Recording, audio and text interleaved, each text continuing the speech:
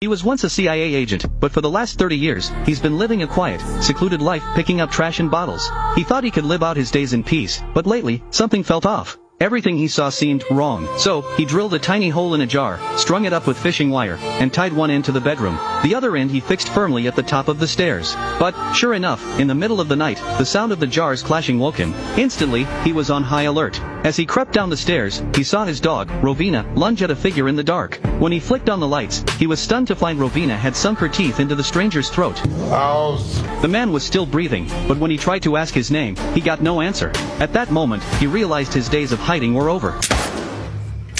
Without hesitation, he killed the intruder, and sure enough, he found a specialized spring knife on the body.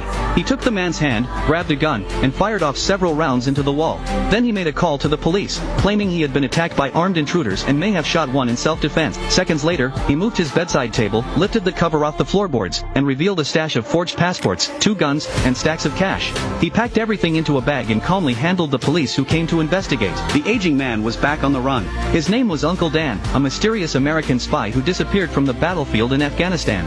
5 years ago, his wife passed away, leaving him with just 2 Rottweilers for company.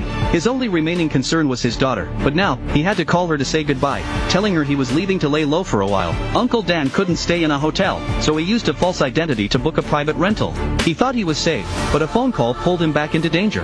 The voice on the other end was none other than Harold, the CIA's deputy director of counterintelligence. Harold didn't waste time. He told Dan that he wasn't in charge of this operation and that no one knew they were still in contact. But the next piece of news sent a chill down Dan's spine. There was already a tracking device installed on his car. Even worse, in 3 minutes, 2 agents would arrive at his location. In a panic, Dan knew he had no choice but to leave that dangerous place at once.